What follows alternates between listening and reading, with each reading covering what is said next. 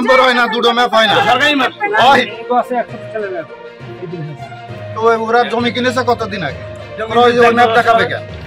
তো যে জায়গা সরেন, যাদের জায়গা ছিল এই যে 1 সপ্তাহ পরে এই যে ম্যাপটা স্টপ হলো, এই নতুন ম্যাপের এগেইনস্টে এটা মামলা করছিল না, মামলা রায় হয়েছে, না না তাহলে এই ম্যাপ কাজ করে। ডিজিটাল ম্যাপ তো, এটা তো ডিজিটাল ম্যাপ। আর আমার এত খুশি হলাম ভাই, যখন রাস্তা ছিল না, এই রাস্তা নতুন যখন সরকার দিয়েছে, সরকার না সরকার বাইরে সরকার যখন এইটা দিয়েছে, এই বিরুদ্ধে কি মামলা করছে? মামলা হয়েছে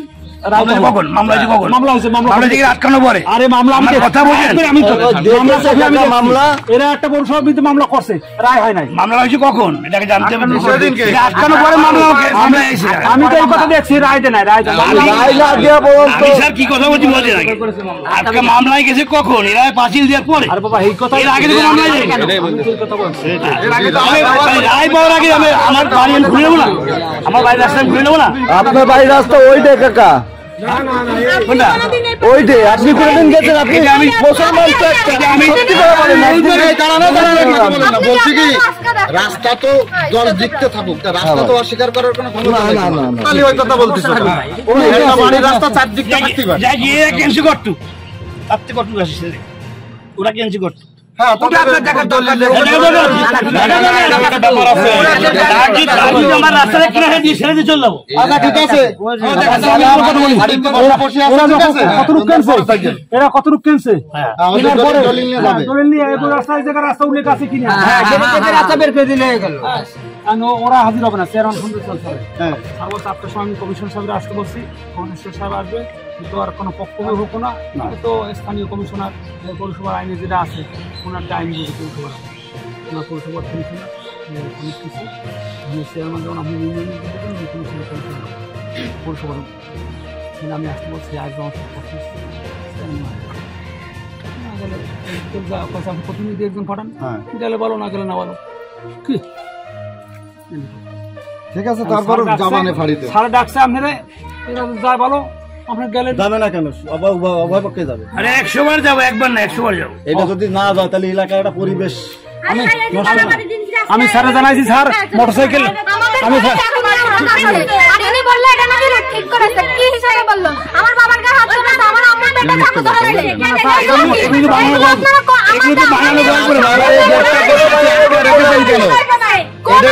বলছি এটা খুলে দিলে তো জানলাম হয় না। আপনারা গার্জিয়ান নেই জামাই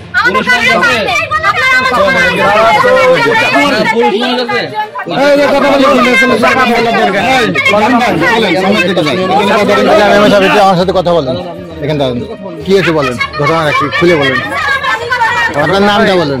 এই যে আপনার নামটা দিয়ে পরিচয়টা। আমি 1 নম্বর ওয়ার্ডের কাউন্সিলর, যশোর পৌরসভা, সাইদুর রহমান রিপন। এখানে যে আজকে গ্যাঞ্জামটা হয়েছে, এই আমাদের কাছে অনেকদিন অনেকবারই গেছে এই জমি জমানে গ্যাঞ্জাম। এটা হচ্ছে পৌরসভার ম্যাপের রাস্তা, এই রাস্তা ইনারা ওই যে দেখতে পাচ্ছেন আটকাই দিয়েছে। আটকাই দেওয়ার কারণে আর যারা ওই পাশে যাদের বাড়ি তারা তো যাতায়াত করবে, তারা ওই পাঁচিল ভেঙেছে, এই নিয়ে গ্যাঞ্জামটা হয়েছে। এর মধ্যে আমাকে ফোন দিয়েছিল, পুলিশ আসছে, এই আসলাম। ঠিক আছে।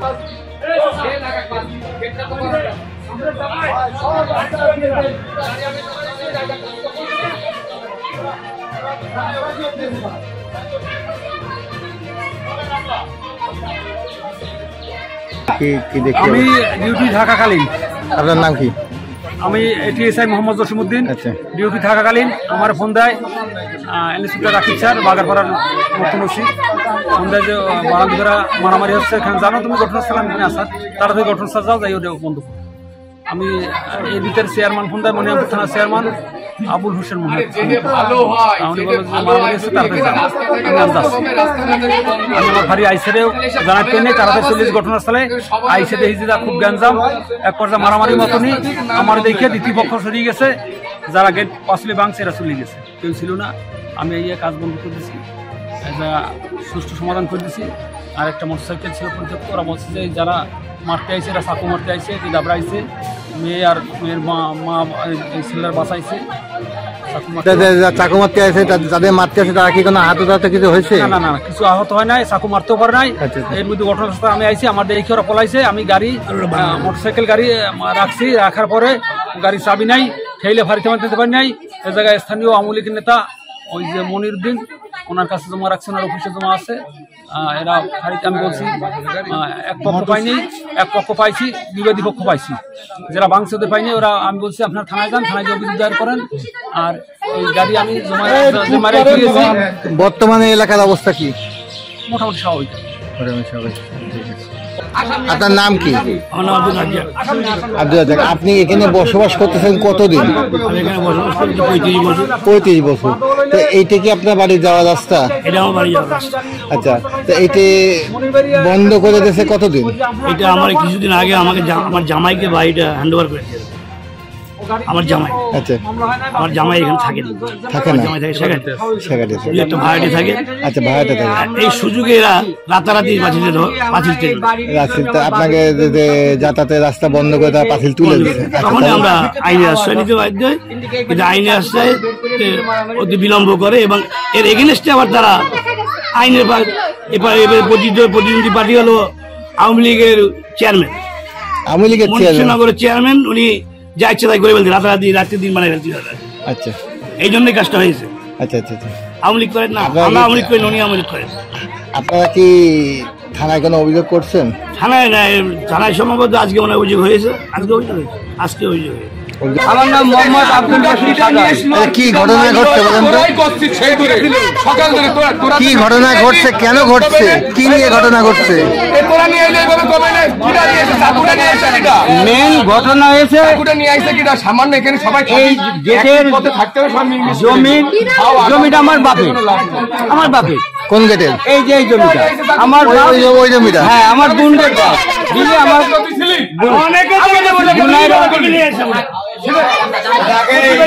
বলেন, আপনি বলেন। আমার বোনাইরা এই জমিটা যে কোনো কারণে লোন ফোন নিয়ে বাড়ি করিল, জামাইকের কাছে বেঁচে দিয়েছে। জামাইদের কাছে বেঁচে দিতেই পারে, দিতে পারে।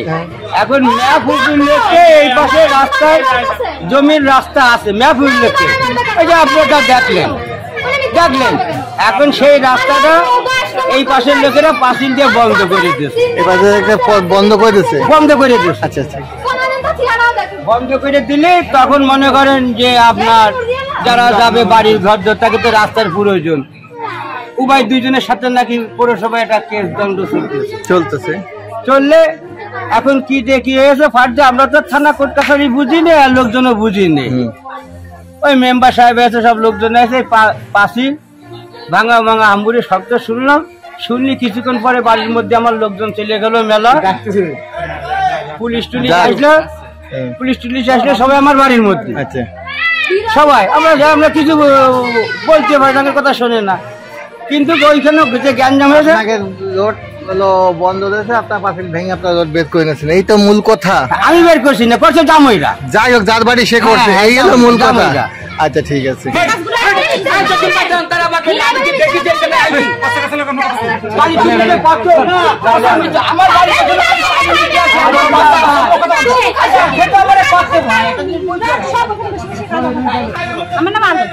আচ্ছা, আপনি এই বাসায়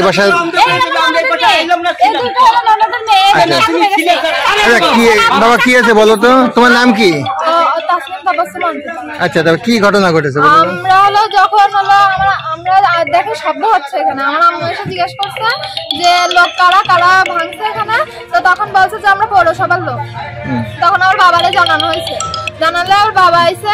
এখন দুইটা মস্তান এসে বলছে কি যে এখান থেকে চলে যা, হলো এখানে লিগাল কাজ করা হচ্ছে। তখন ওর বাবা বলছে যে হলো তোমরা কারা, তোমরা তো পৌরসভার লোক না, তাহলে কারোর সাথে মতামত না নিয়ে তোমরা পাঁচিল ভাঙছো কেন? আর বাবারে বলছে তুই চলে যা, বলছে যাবো না। তখন আমার বাবার কানে মুখে চড় মেরে দিচ্ছে। কে মারছে? ও একটা ওদের ঠিক করা মস্তান বরকত। নাম কি তার? বরকত। বাসা কোথায় তার? মোল্লাপাড়া। আচ্ছা, তো আব্বার নাম জানেন? আর কে ছিল? আর একটা ছেলে ছিল, বাদল ছিল, বাদল উপস্থিত ছিল। বাদল ওনারা থেকে কাজগুলো করাইছে। বাদলের বাসা কোথায়? শেখাটি। বাদলের আব্বার নাম কি? বাদলের আব্বার নাম আমরা জানি না। বাড়ি বাদলের তার নির্দেশনায় আমাদের উপরে এইভাবে হামলা হয়েছে এবং মারধর করেছে। আমাদের পিছনে ছুরি নিয়ে তাড়া করেছে, আমাদের বারান্দায় উঠেছে। আমার বাবারে আমি দরজা দিয়ে হলো রুমের মধ্যে আটকা গেছে। আমি হলো বলছি কি বাবারে কিছু করেন না, এই করে দেন। তখন আমাদের মারতে গেছে ছুরি নিয়ে। তখন হলো আমরা ওই বরকত নামে হয়েছিল।